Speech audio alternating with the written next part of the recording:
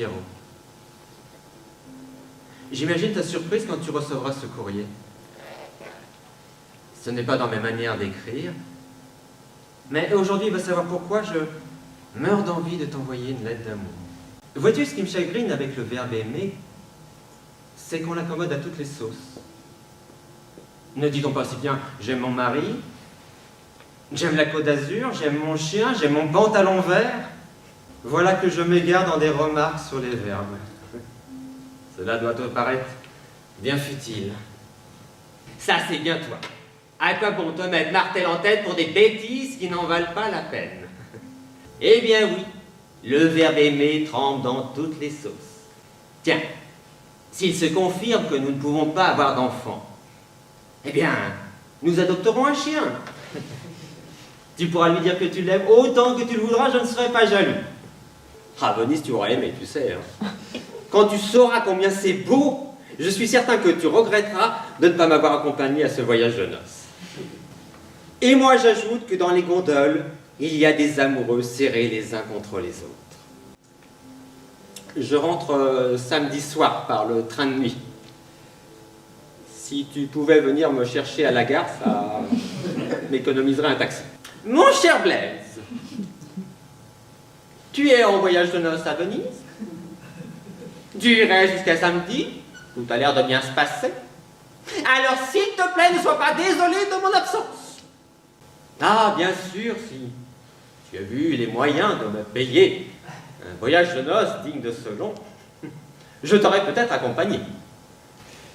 Et s'il te reste un peu d'argent, achète donc une gondole lumineuse. Nicole Durieux en a une chez elle, ça fait un bel effet, surtout quand on éteint le lustre. Un jour, alors que nous étions égarés dans le désert du Sahara, mourant de soif et calcinés par le soleil, nous avons demandé à l'astre de lumière de s'éteindre, et il s'est éteint sur le champ. Une nuit d'été, ensemble et solidaires, nous repousserons le malheur qui me guette.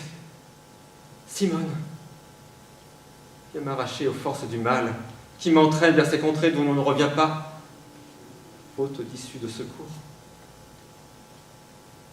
Émile. Émile! De quoi souffres-tu encore? À la moindre alerte, tu te crois mourant. Je te rappelle que depuis notre séparation, il y a 22 ans, je me suis remarié 3 fois. Et j'ai été 3 fois veuve. Les mourants, les vrais, je sais ce que c'est. Néanmoins, si toutefois tu es vraiment malade, je dis bien vraiment, confirme-le-moi par retour par courrier. Je me rendrai à ton chevet à condition que tu prennes en charge mon billet de train. Je viens d'acheter une concession au cimetière, donc un petit peu juste. Simone. C'est en vain que j'ai fait plusieurs fois le tour de votre domaine. Aux alentours, les oiseaux faisaient entendre des pépiments exaspérants. Je déteste les oiseaux. Je ne suis pas étonné que vous n'ayez pas trouvé l'entrée. Moi, depuis que je réside ici, je ne sais toujours pas où est la sortie. Tous les matins, je découvre mon courrier posé au pied de mon lit. J'ignore comme il m'arrive. C'est un mystère qui s'ajoute à bien d'autres. Souvent, moi aussi, je longe le mur qui me regarde prisonnière. Les ronciers m'égratignent. Dans votre lettre, cher monsieur, votre évocation des oiseaux me trouble. À ma connaissance, il n'en vient jamais par ici. Moi-même, voyez-vous, je ne suis pas assuré que vous soyez bien celui à qui j'imagine écrire ces quelques lignes.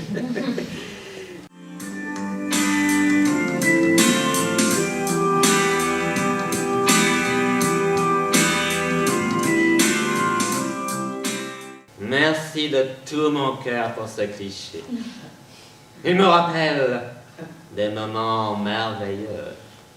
L'ivresse de cette petite mort m'a laissé durablement portelante et brisée d'émotion. Mais je parle, et sans doute disent des choses que mon mari désapprouverait. 2 personnages dont je n'ai aucun souvenir.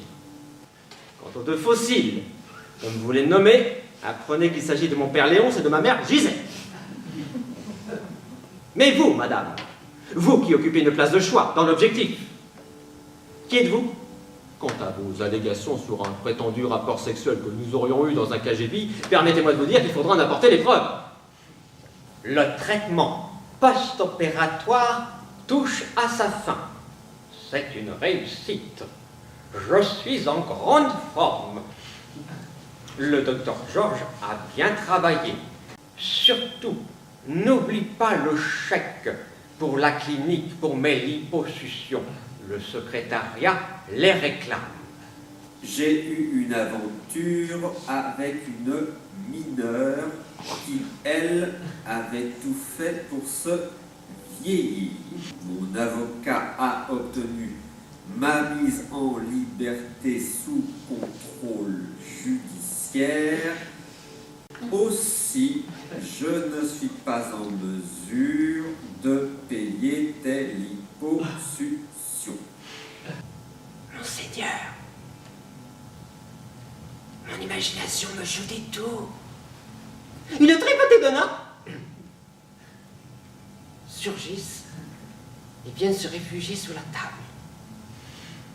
Je confesse, prendre du plaisir au contact de leur langue chaude sur ma peau, c'est grisant. Je me vois en victime effrayée de grands noirs bien membrés. Sauvages se livrent sur moi à des rites auxquels je ne m'attendais pas. Est-ce naturel d'avoir en tête de pareilles images?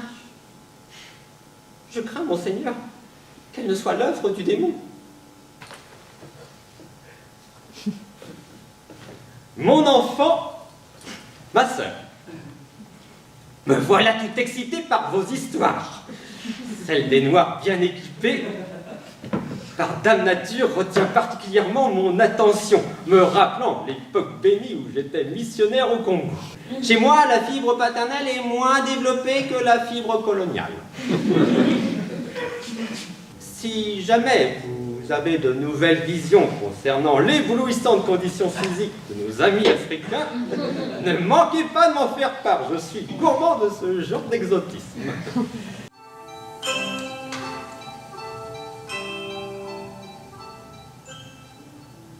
Cher professeur, j'ai hésité avant de faire cette lettre, et puis j'ai fini par me dire qu'il n'y a pas de honte pour une vieille dame comme moi à faire appel en cas de besoin à un homme qu'elle a beaucoup admiré par le passé.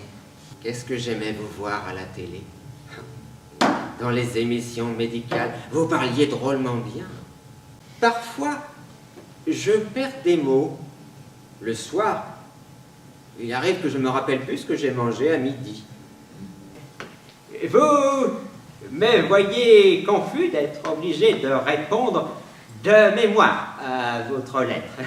Et comme une contrariété n'arrive jamais seule, ce matin, j'avais aussi égaré mon stylo. Il y a des jours où tout va de travers.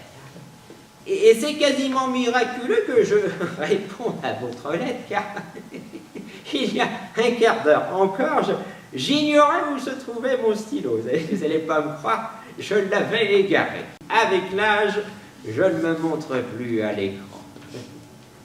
Ma Mado à moi,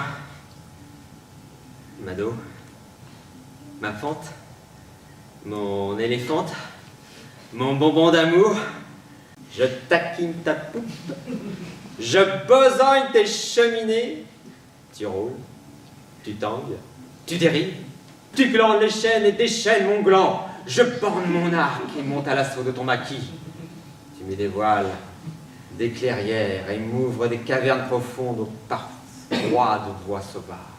Par sa bonne voix, par sa Jean-Baptiste, par Sainte-Eulalie, quelle mouche vous pique! Comment ai-je pu vous voir sincère l'autre soir à la chorale, quand vous avez murmuré en prenant ma main, être bouleversé par la sublimité de mon âme? Hier soir, dans votre cabinet de consultation, j'avais laissé tomber par terre cette écharpe faite de fils entrecroisés de ma mémoire. L'écharpe du temps glissait doucement de mon cou. J'ai voulu la retenir par les franges, et elle a fini par m'échapper.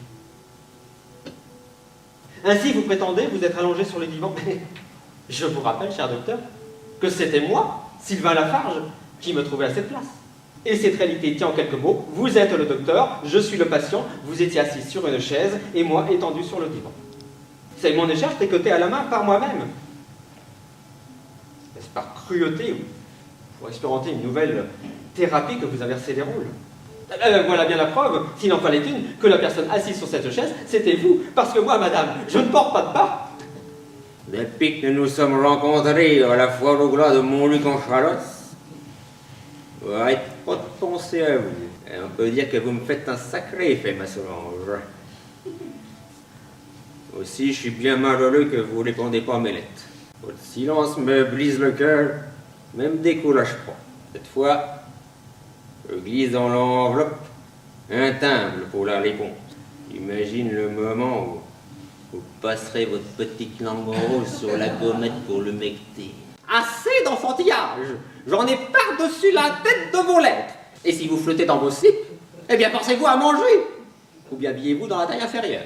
Et puis l'amour, c'est pour les gens qui ont le temps. Bon, à présent, faut que je vous laisse parce que j'ai les cochons à nourrir et les poules à rentrer.